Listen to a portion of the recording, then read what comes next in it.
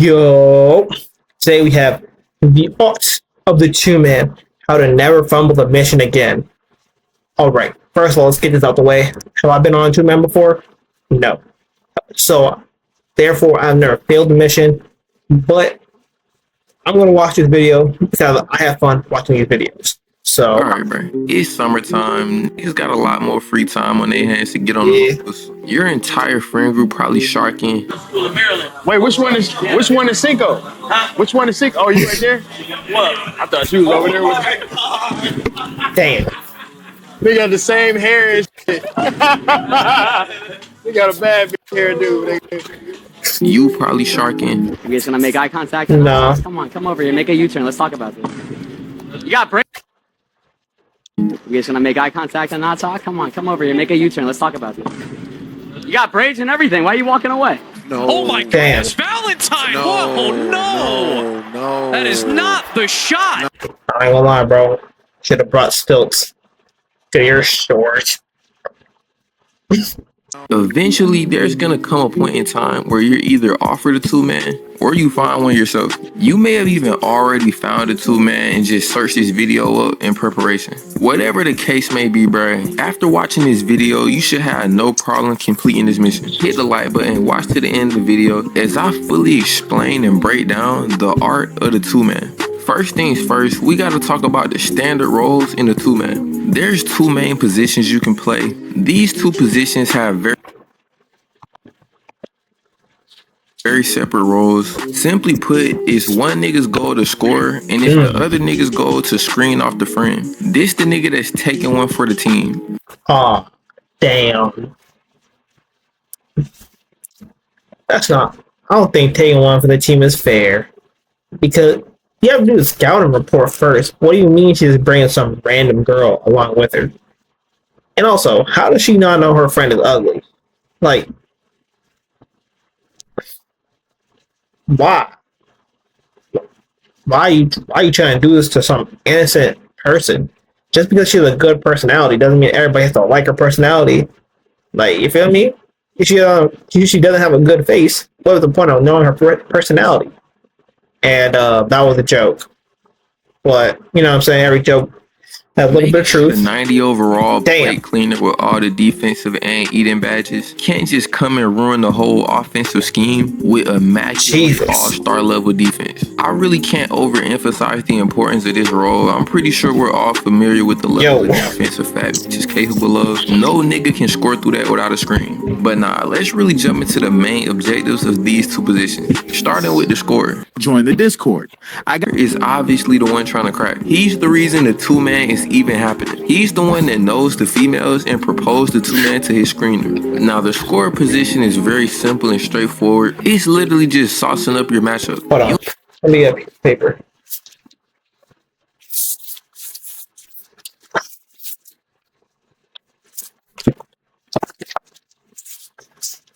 So,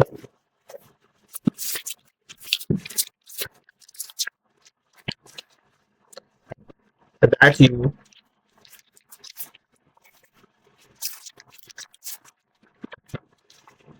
That's your friend. The goal is her. So you want to get past the defense, set a screen. All right. What's next? You don't gotta focus on anything but sauce. And you're already on the two-man, so 9 times out of 10, the girl probably already going. So this really should be a layup as far as sauce goes. Like, you shouldn't really have to try hard, bro. By the time you get to the two-man, all the work should be done. You never want to run a two-man and it's up in the air if the female is going. Cause at that point, nobody's having fun. Like, you still hooping like the game on the line. You can't even help your screener out because you so focused on trying to score. And while I'm here, bro, I know I said that this is a straightforward position to play, but you actually do have some secondary tasks as a scorer. The first of which being orchestrating the two-man. Now, when I say this, I mean like when y'all first get there, it's your job to introduce everybody. You the glue of the entire situation, so you can't just walk in and leave niggas to their own devices. Think of your... Oh, what kind of role player am I?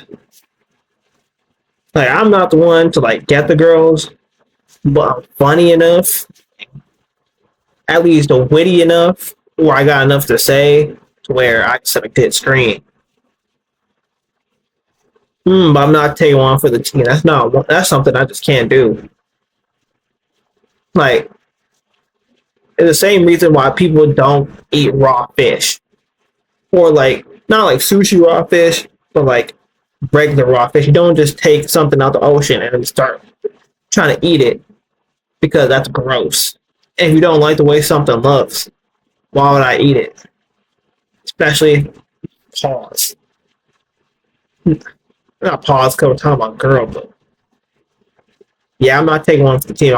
I'll set my screen, but you know what I'm saying, I'm setting my screen here. You know what I'm saying? So, if the mission is we both have to crack for you to crack, none of us are cracking that night, bro. I'm not sure why you need to be on a 2-man. Why not be by yourself?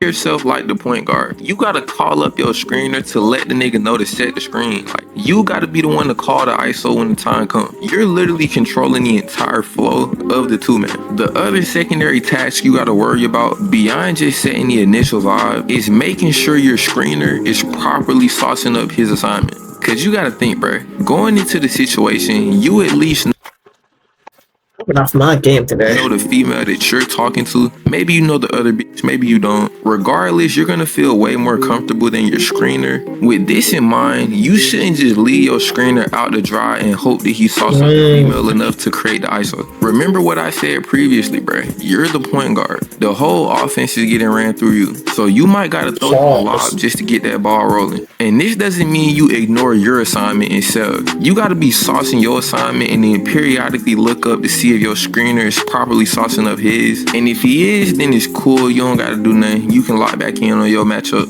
But if he's not, bro, you gotta find some type of way to help out, cause him not successfully saucing can cruise the entire mission. Now we gotta talk about the screener. This is typically the nigga that has no connection with the females. I want niggas to really pay attention to this part of the video, because I will argue most 2-mans fail because the screener don't know how to play his role. First things first, bro, let's get this out the way. As a screener, your main objective is not to score for yourself. You don't know these females, bro. Like, damn, I gotta be the most selfless person on the field. But depending on who the friend is, I can do that. You know what I'm saying? I'll say, you know what? That's crazy. That's how I really play basketball. When I'm used to play basketball with my friends at like open gym and whatnot. You know what I'm saying?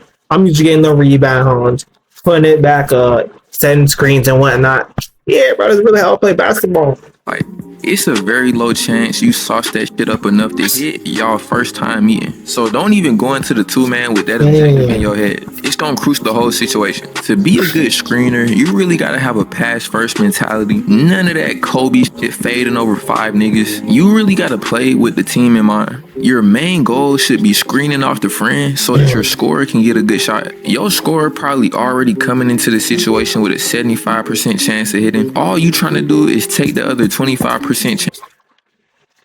But my thing is, like, why would a girl want to be an L man's if she's on a double date with her friend and trying to make sure she ain't getting no ding-a-ling?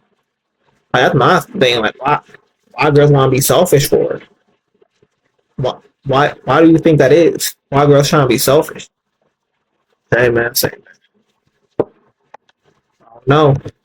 Chance out of the play. Your responsibilities end there. If he missed a shot at that point, you really can't take the blame for that. Your partner just so simply watching this video makes you a way better screener than the average nigga, because he's just like, he don't know what the fuck going on. That nigga is essentially freestyling, like he just going with whatever happens. Nigga's a legitimate liability to the team. He don't know what the fuck going on. He's still sitting there thinking that he the one that's supposed to score, which, like I said before, is gonna mess the whole situation up. Like, bruh, I literally think most failed 2-mans happen because the screener act like he the one supposed to be scoring. Like, nigga, why are you trying to crack this bitch and you just met? Are you Future? Are you Dude Dennis? Have you practiced this shot? The answer. Are you the IO show? Nah, I'm kidding. Nah, I'm To all kidding. those questions are probably an astounding no. So lock in, bruh. Don't forget your objective. Now you got the mentality. You know that you're not there to score. You're simply there to set the screen. But to accomplish this goal, you have two main focuses. First of which being, you gotta sauce up your assignment. Regardless of how she looks, she can be 5 foot, 300 pounds. You still gotta have enthusiastic conversation with her. This ensures she's too occupied talking to you to try to play defense on your teammate. So, well, Jesus. That one went down the wrong pipe. Pause. Oh, God. So I just have a conversation. Yeah, I can sort of do that. I'm really finna put niggas on, bro. I recommend y'all read the book How to Win Friends and Influence People to learn how to hold convos, especially for times when you really don't want to. I ain't read that shit in a minute, bro, but there's a section in there that helps you find interest in topics you typically wouldn't care about. After reading that shit, you'll be able to listen to a bitch talk about a random reality show that you don't give a fuck about and still manufacture some enthusiasm. Your second focus, of course, is facilitating the ISO. I ain't gonna lie, bro, this is like your primary objective, but it only works if you sauce your assignment properly. You gotta have some real court vision and ball IQ. Like, bruh, if you at a girl's crib and your partner saucing, but he can't really drive cause help defense is hovering, it's your job to clear out the help defense. You literally can use any excuse to pull this off. We finna go smoke. We finna go to the car real quick. If you somewhere with a pool, you can say, we finna go hop in, just meet us there. It's very situational, but it can literally be anything, bruh. This is the main objective, bruh, but I want you to really put emphasis on the saucing stuff, cause she's not gonna go with you if you haven't been saucing up properly, bro. It's like if your point guard call an ISO and you try to take your defender to the corner, but he knows you can't shoot.